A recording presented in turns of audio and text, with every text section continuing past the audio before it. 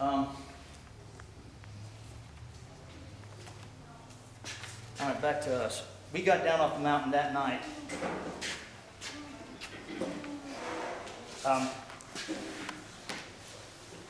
And Ron was half dead. There was a camp guy there that had some Vicodin. They gave Ron, I don't think, could have survived that first night without some kind of painkillers. Of course, we had nothing. I think I had some aspirin. But there was a camp guy running a camp down the road that had heard about it and had brought us up some Vicodin. And so Ron was out. Ron was out pretty quick. In the middle of the night, we had the horses picketed, probably 30. Hey, Scott. Yeah. Just to let you know, the electric's out all over Nonaby. The electric company's been notified. Okay. Who knows how long it'll take. All right. Well, I'll take a drink so I'll delay my portions. But so that night, about 2 in the morning, we hear the horse trailer, something very big inside the horse trailer, and the only reason you couldn't hear this footsteps or anything. All you could do is hear the shock absorbers or the suspension on that horse trailer going. Something huge was in the horse trailer. Of course, neither one of us was going to move.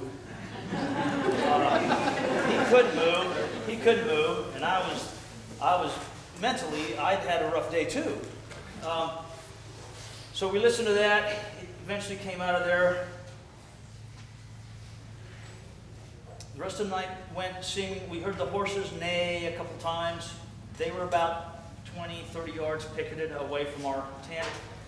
That morning, before the sun had come up, I woke up, and Ron I could see Ron open his eyes when I sat up. I was sitting up on our little blow-up mattress that I had, and he had another one there. I'm sitting up, kind of stretching, going, oh, I'm going to go check on the horses. It's okay. Just then, from the edge of the forest, where on the mountain side of us, where this is the side of the mountain that has no switchbacks. It goes straight up to where the camp is. It's the other side of the mountain where the switchbacks are. But the mountain is... you cannot get to the top from this side, and it is completely forested. And our tent was about from here to Farland from the edge. And in between was a dirt road that accessed this horse camp. And as I'm sitting there, just stretching, well, I hear very clearly from the edge of that forest, not farther away from Farland, Scott! I looked at Ron. I said, did you hear that? He says, yeah, it's Ron. He said, what's Rhonda doing here so early? Because we had planned, Rhonda and Rhonda's mom and then Ron's granddaughter were supposed to meet us there later that day, right? To help me take care of him. And I said, hell no, there's no lights out there. There's no cars that came up here. No, there's nothing. I said, I'm going to go check it out, right? And but it was definitely to us. It was a female voice, or something mimicking a female voice saying my name. Right now, why would that happen? Later on, we reasoned it out that the whole previous day was spent with me shouting. We were separated on that mountain. Me going, Ron! Nothing.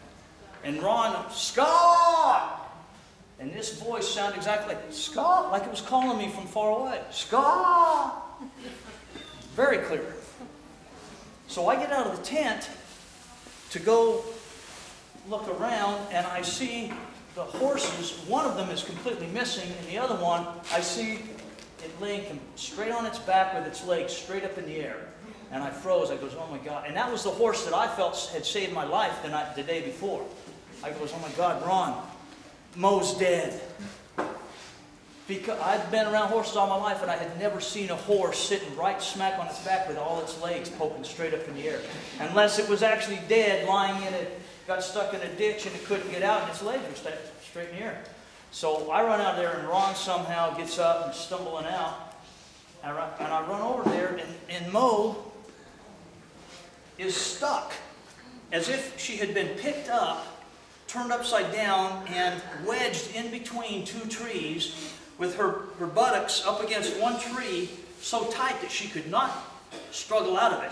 And her neck, another tree up against her neck like this so that she could not get out. Right?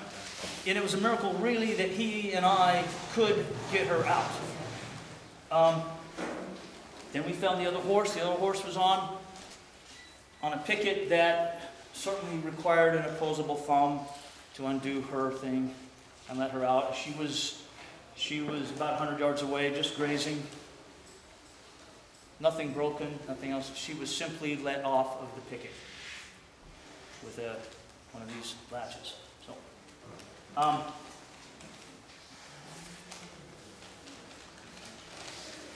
then, as we were bringing her back, I went over to the picnic. Walked past the picnic table, and this was sitting on the picnic table.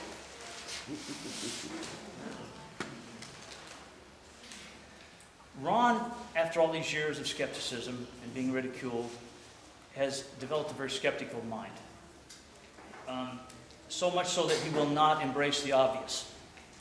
I said, my God, Ron, they left us a horseshoe. They must feel guilty about what they did to us yesterday.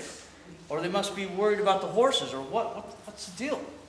You know, and Ron says, oh man, probably some kid came by here and left it on the table. I said, Ron, what are you talking about? There's no kids in it for miles around here.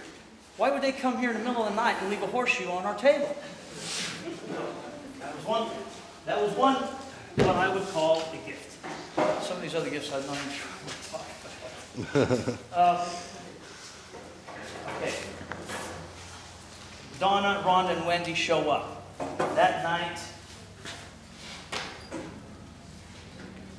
no incidents going on all day. They came and cooked steaks for us. It was the most wonderful thing in the world after what we'd been through. That night, the girls stayed up a little bit longer than we did. We went to bed in our tent. They stayed up the tent a little further away. And they let the fire go, and then they'd finally gone to bed, and the fire was still going. I could see it from my side of the tent. Sometime in the middle of the night, and this is the first time I've told anyone outside of my family, I wake up to see a very large hand pressed up against the side, and all I could see is the silhouette of his hand. I could see a head, no nothing, just a hand like this, pressed up against, actually touching, and it might have been what woke me up, the sound of the hand touching the side of the tent. And of course, I immediately froze, and this hand comes down and presses down fairly firmly onto my chest, through the tent.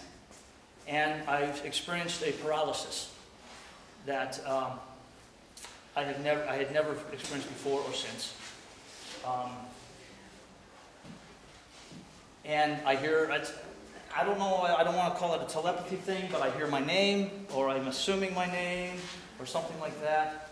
And I froze. And it was there for probably 15 seconds, and in that time, I tried to speak, and the only thing I could speak was in Russian. I said over and over again, I said, and I couldn't quite speak. And I've heard of these night tremors that people get, these night sweats or whatever.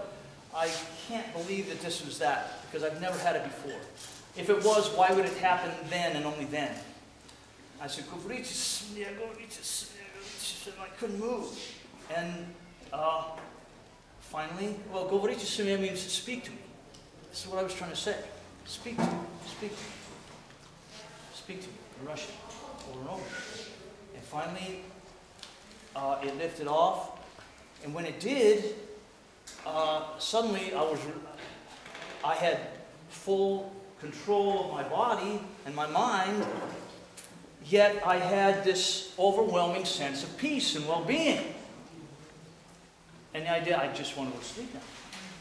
That's why I didn't get up and try to hold it Ron and get up. I said, who the hell did that to me?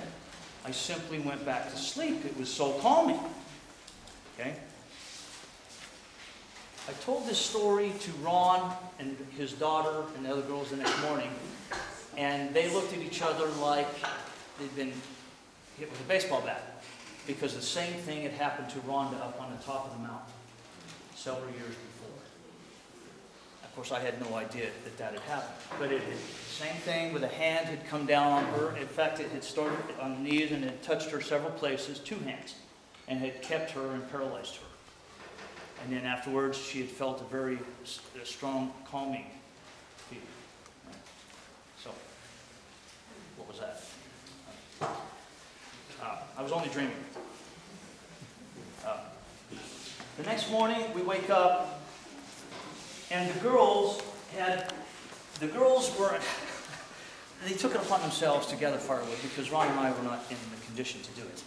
So they had gone out and gathered firewood, and there was one particular log that they had looked at over at this other campsite, and they said, no, we better leave it for, it looks like it might belong to that campsite. If any, let's leave that as a gift to whoever else comes in and sits down and comes and camps it at that campsite. So they had left it there. Well, that morning, it was leaning up against the girls' tent. The exact same log was leaning up against the girls' tent. I get up, I'm trying, I'm having a cup of coffee. Girls aren't thinking anything of it, and I see this on the picnic bench. On the picnic table, exactly that morning, exactly where the shoe horse had been before. This, and it's still as muddy and dirty as it was the morning that I picked it up off the picnic bench. It's a dog toy. Again, I took it into Ron. I said, look at this. What the hell? What is this, Ron? Don't tell me that they didn't leave this. He says, it's a dog toy. A dog probably left it there.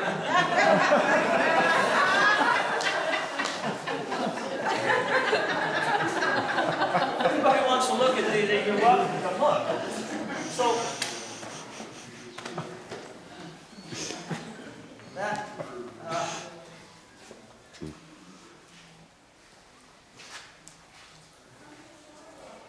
that's really all that happened the second night. The third night, we had planned to go the next day. Ron was feeling well enough to travel.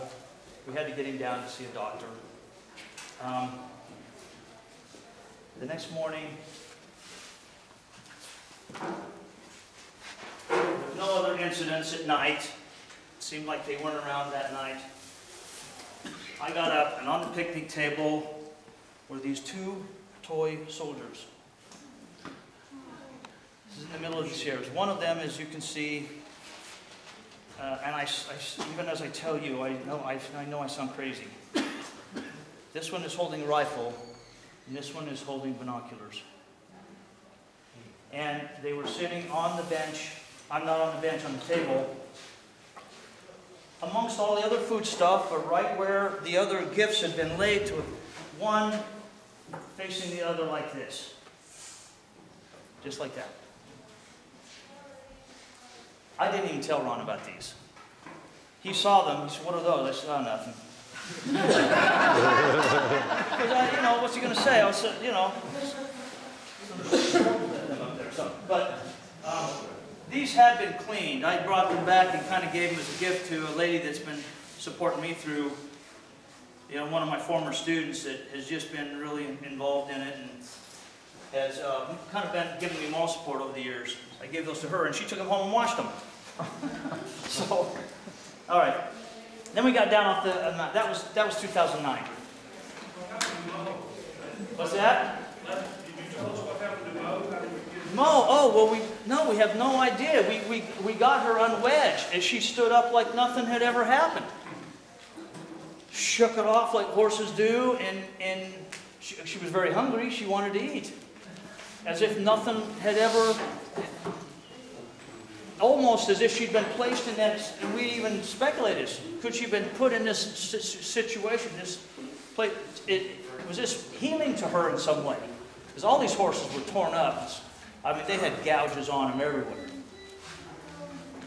She seemed perfectly wet, rested, and ready to go. Yeah, yes? She probably just said you wouldn't believe her if you told her. How are we doing on time, Dave? 2:35. It's 2:35. Can I take just a couple more minutes? Please.